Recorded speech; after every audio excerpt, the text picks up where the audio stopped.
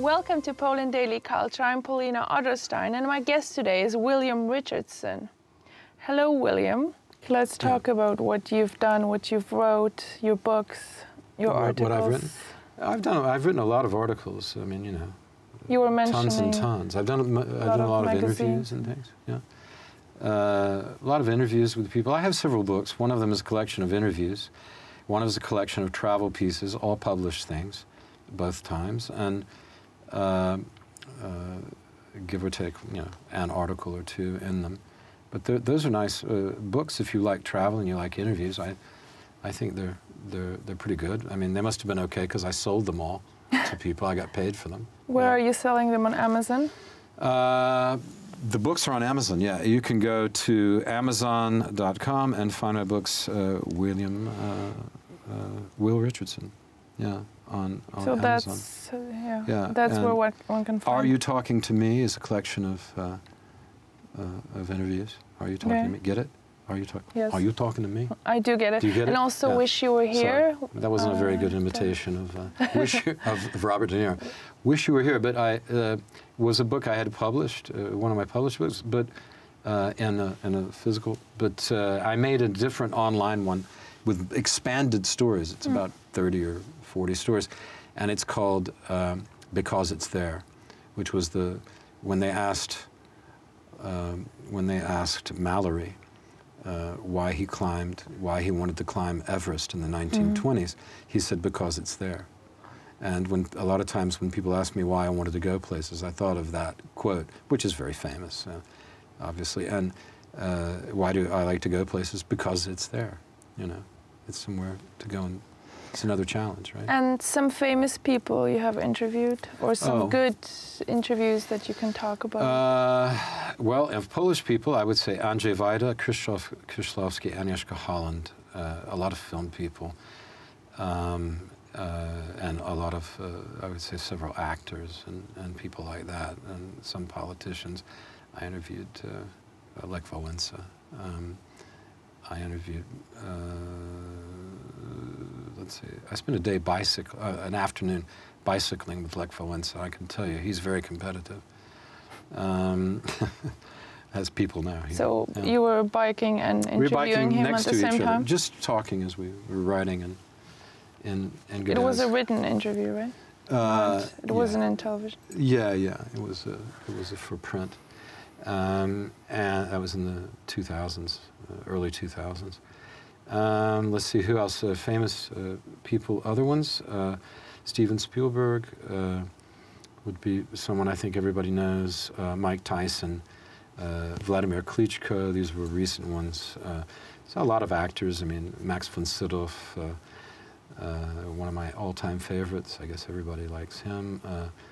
So they're all published in a book? They've all been published in various... some of those interviews are in my book. Tyson's in there, Klitschko, a number of film directors and people like that, some artists, that kind of thing. Costa Gavras, the great Greek film director. It's one of those in that. And there's a couple of good Polish ones. Gene Gutowski was the producer of Polanski. He's kind of a legendary, who led the most amazing life, and was eventually the producer of the first films of Polanski in London, Repulsion and Cul-de-sac, The Fearless Vampire Killers with Sharon Tate, which was one of the last, maybe the last film she made, I'm not sure, or it could have been Valley of the Dolls. Then the last film he produced was, of course, The Pianist, which won the Academy Award. And just his early life is amazing. And then Horowitz, the photographer, that's another one that's in the book, who kind of invented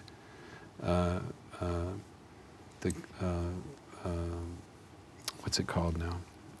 Animated photography. You know, he invented that, but doing it the hard way before they had computers. You know, where you would have a giant with a small car, you know, or a small person walking on the bonnet of a car or the hood of a car. that kind of stuff. That's Horowitz, great photographer. And a lot of people like that are in there. What? No, You know him? I'm just thinking what. Do you know no, him? I don't know him personally. Yeah, he lives in New York. He's a really good guy. I know his work, of course. Well, he grew up with Polanski. He's not as young as he used to be. Who is? But you know, a great guy. And I can't even remember right now all the people I've interviewed. Hundreds. But those who you Rutger talk Hauer, about, pretty impressive. Yeah. What? Yeah. I just said that it's pretty impressive. Bill Bryson, the great writer, I interviewed him one time in the Coach and Horses pub in Soho in London. I invited him there. It was before he was famous. He'd only written one book about his trip around America. And the first line was, I come from Des Moines. Somebody had to. The first two lines. About growing up in Iowa. We could use that for some places in Poland as well. We could. I come from Ratum. Somebody had to. I mean, there's a lot of places you could use it for. Yeah. But I learned that was a great beginning because he was a very good journalist. And of course, he became really famous. But I was with him. This is early 90s, and I was with him at the bar, interviewing him in the Coach and Horses, the famous pub in London where all the journalists used to go. Private Eye magazine was made upstairs. And they would have weekly editorial meetings there, and Norman, the bartender, was famously the rudest landlord in England, but he was always very nice to me. I'd go, Norman, why are you so nice to me? Come on, you're just a Yank. I'd go, I know, but be mean to me. You're embarrassing me in front of all these people. No. But he wouldn't. He was always very, very civil to me. Anyway, we're sitting at the bar, and Norman gives us our drinks, and Bill Bryson knows him. He goes, hi, Bill. I see you're with a fellow Yank there, you know. And, of course, and then someone walks up and says, just somebody random walks up and goes, you're Bill Bryson, aren't you? And he goes, and Bill goes, yeah. And he goes, can I get your autograph? And he pulled out a copy of his book. He had a copy of his book. He didn't know he was be there. It was spontaneous. Yeah. And he signed it and spoke to the guy. And then you know what Bill said to me after that? He said, Will, that's the first time anybody has ever recognized me in public. You brought him the luck then. I don't know. But he went on. I love moments like that. Yeah. There are a lot of them. But moments like that are kind of what you call movie moments. And he, of course, went on to become the biggest selling travel writer in Britain, and one of them in the world. So that was the moment. Yeah, interesting, huh? So being a journalist it doesn't always pay very well, but it always has its amazing moments. It's a precarious life, but it has its amazing moments. Yeah. I mean, I remember interviewing another guy. In 2001, in early November, I was in the tribal areas of Pakistan, and a town called Dara, where the sole business of the town is making weapons, and it's famous throughout the world for that. And this is the Pashtun area, which is this ribbon between Pakistan. It's not really Pakistani. I mean, it's self-governing, but it's under Pakistan.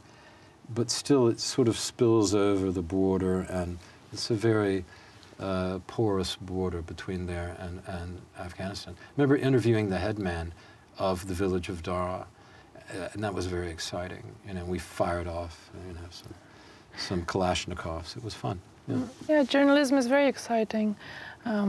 If you only love doing it, then it's going to be the best job, I think. Yeah, it's not for the faint of heart. I'll tell you that. It's not for the weak. No, true. Thank you very much, Will. Thank you for talking to me. Well, I hope I was able to entertain you a little bit. Yes, you were. Thank you. Thank you very much. And see you soon. Okay, thanks.